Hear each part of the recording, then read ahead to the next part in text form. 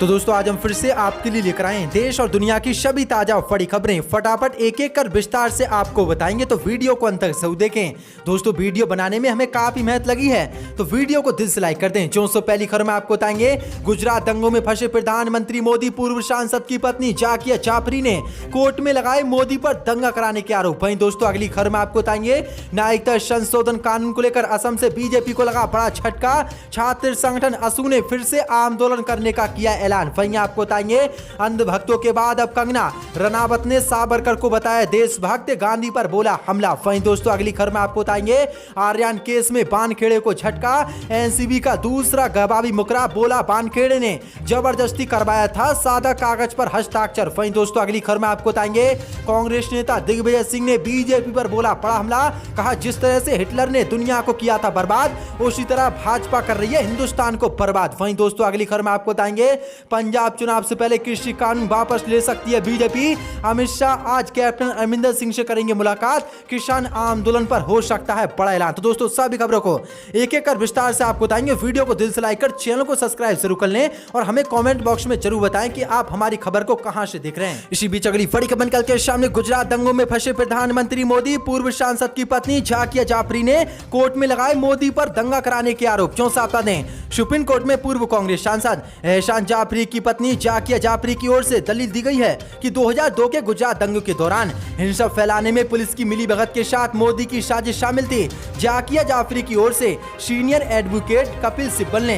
दलील दी है कि ये मामला सिर्फ कानून व्यवस्था और अधिकार से जुड़ा है। जाकिया जाफरी ने 2002 में गुजरात दंगों में वहां से तत्कालीन सीएम नरेंद्र मोदी और अन्य सीनियर अधिकारियों को एसआईटी की ओर से दी गई क्लीन चिट के खिलाफ सुप्रीम कोर्ट में याचिका दाखिल की है। उन्होंने कहा कि नरेंद्र मोदी और पुलिस के अधिकारियों की मिलीभगत के कारण गुजरात में दंगे हुए थे। इसी को लेकर सुप्रीम कोर्ट इन पर केस दर्ज करे और इन पर सजा का ऐलान करे, जिसके बाद मोदी की मुश्किलें बढ़ गई। तो बड़ा झटका गुजरात दंगे को लेकर सुप्रीम कोर्ट से मोदी को लग सकता है। इसी बीच अगली बड़ी खबर निकल के सामने, नागरिकता संशोधन कानून को लेकर असम से बीजेपी को लगा झटका। छात्र संगठन असू ने फिर से आंदोलन करने का किया ऐलान। बढ़ गई भाजपा की मुश्किलें। जो साफ दें, ऑल असम स्टूडेंट यूनियन असू ने राज्य में विवादित नागरिकता संशोधन कानून CAA के खिलाफ एक और विरोध प्रदर्शन करने की भाजपा को धमकी दी है। छात्र संगठन के अध्यक्ष दीपांका कुमार नाथ ने कहा कि 2019 में CAA के खिलाफ अपना विरोध प्रदर्शन कोविड-19 महामारी के कारण स्थगित कर दिया गया था। उन्होंने कहा कि अब नागरिकता संशोधन कानून CAA के खिलाफ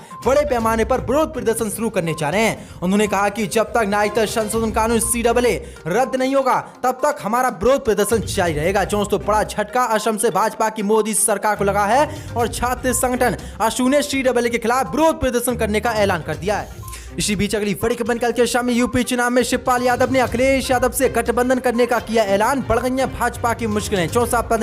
यूपी चुनाव में गठबंधन को लेकर प्रगतिशील समाजवादी पार्टी के अध्यक्ष शिवपाल यादव ने आज बड़ा बयान दिया है। उन्होंने कहा कि हम तो समाजवादी पार्टी से गठबंधन को तैयार हैं, हमारी तरफ से प्रयासों में कोई कमी नहीं है, लेकिन अखिलेश यादव गठबंधन की पहल तो शुरू करें। उन्होंने कहा कि हमारी कई दलों से गठबंधन की बात चल रही है, जल्द ही हम गठबंधन करके एक मोर्चा बनाकर चुनावी मैदान में उतरेंगे।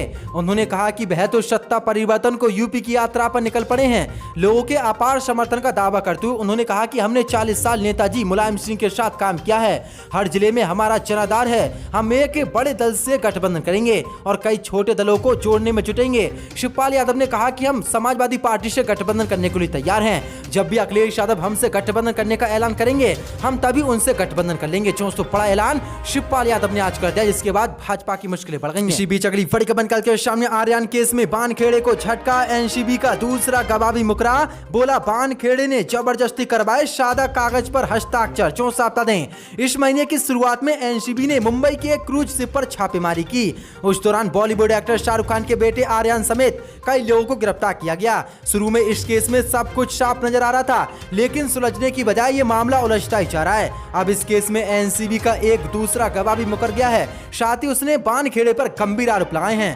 प्रभाकर सेल के बाद अब शेखर काबले ने दावा किया है कि NCB zonal director Shamir Wankhede ने उनसे 10-12 सादे कागजों पर हस्ताक्षर करवाए थे, जिन्हें बाद में मुंबई के खारगढ़ से एक नाइजीरियन नागरिक की गिरफ्तारी के संबंध में पंचनामे के रूप में इस्तेमाल किया गया।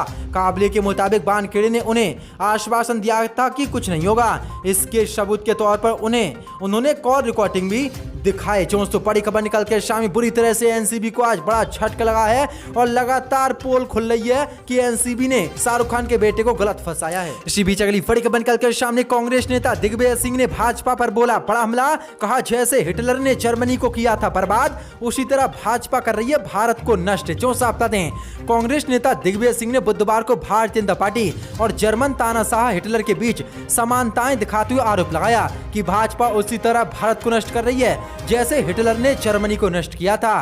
कांग्रेस नेता ने ट्विटर पर कमेंट शेयर करते हुए कहा कि चुनाव का अंतिम चरण आ गया है। अब भारतीय जनता पार्टी में हर कोई यही कहेगा कि हिंदू धर्म खतरे में है, इसे बचाने के लिए बीजेपी को वोट दें। हिटलर भी यही काम करता था। जहां इस बात का पता चला कि भाजपा भारत को वैसे ही नष्ट कर रही है जैसे हिटलर ने जर्मनी को नष्ट किया था। जो बड़ा हमला दिग्विजय सिंह ने भाजपा पर आज बोला है। इसी बीच अगली बड़ी खबर निकल के सामने अंधभक्तों के बाद अब एक्टर कंगना रनावत ने सावरकर को बताया देशभक्त। जो साफ बता दें, बॉलीवुड अभिनेत्री और भाजपा की दलाल कंगना रनावत ने मंगलवार को उस शैल का दौरा किया जहां हिंदू सभा के नेता सावरकर को पोर्ट वेलियर अंडमान और निकोबार द्वीप समूह में सेलुलर जेल में बंद किया गया था। कंगना ने सावरकर की कोठरी और जेल के आहिते की इस तस्वीरें इंस्टाग्राम पर साझा की और लिखा, ये कोठरी आजादी का सच है, ना कि वो जो हमें किताबों में पढ़ा जाता है। मैंने कोठरी में ध्यान लगाया और वीर सावरकर जी के प्रति अपना गहरा सम्मान जताया। कंगना ने कहा कि वीर सावरकर देशभक्त थे, ना कि देशद्रोही। तो किस तरह से अंधभक्तों के बाद अब बीजेपी की दलाल कंगना रनावत ने भी सावरकर को देशभक्त बताया है। बड़ी खबर निकल कर शामिल किसान नेता राकेश टिकैत के खिलाफ भाजपा और आरएसएस के कार्यकर्ताओं ने डाली आपत्तिजनक पोस्ट। किसानों में भारी आक्रोश, आरोपियों की तलाश में जुटी पुलिस। क्यों साफ दें, भारतीय किसान यूनियन के राष्ट्रीय प्रवक्ता राकेश टिकैत के संबंध में सोशल मीडिया पर कुछ भाजपा और आरएसएस के कार्यकर्ताओं ने आपत्तिजनक फोटो और पोस्ट डाली है। मामले की जानकारी मिलने पर किसानों में भारी गुस्सा है और किसानों ने शहर कोतवाली में तहरीर दी है। पुलिस ने रिपोर्ट दर्ज कर आरोपियों की तलाश शुरू कर दी है। भाजपा नेता बुधवार को शहर कोतवाली पहुंचे और इंस्पेक्टर को तहरीर देकर बताया कि कुछ लोगों द्वारा सोशल मीडिया पर राष्ट्रीय सचिव राकेश टिकैत के संबंध में आपत्तिजनक पोस्ट की गई है। इन आरोपियों में गांव साहबुद्दीनपुर निवासी अमित चौहान और मोहल्ला रामपुरी निवासी मोनू उर्फ कुलदीप ठाकुर शामिल है। वहीं कार्यकर्ताओं ने आरोपियों की करतूत से भावनाओं को ठेस पहुंचाने का आरोप लगाते हुए उनके खिलाफ कार्रवाई की मांग की, जिस पर इंस्पेक्टर ने दोनों आरोपियों के खिलाफ रिपोर्ट दर्ज कर कार्रवाई के निर्देश दे दिए हैं। पुलिस मामले की जांच कर रही है, आरोपियों की धरपकड़ के प्रयास कर रही है और जल्द ही इन दोनों को गिरफ्तार कर जेल में डाला जाएगा। दोस्तों बड़ी खबर। इसी बीच अगली बड़ी खबर निकल के शामिल लालू यादव को देखने के लिए बेकाबू हो गई भीड़। तारापुर की जनसभा में टूटी बैरिकेडिंग। जो साफ दें, पूरे 6 साल बाद बुधवार को बिहार के राजनीतिक मैदान में उतरे लालू यादव को देखने के लिए तारापुर में भीड़ बेकाबू हो गई। उनका हेलीकॉप्टर मैदान के ऊपर मंडराता नजर आया तो नीचे लोग हेलीपैड की ओर दौड़ने लगे। भीड़ के उत्साह में बैरिकेडिंग टूट गई। सुरक्षा में तैनात जवानों को भी भीड़ को नियंत्रित रखने के लिए पूरे समय खासी मशक्कत करनी पड़ी।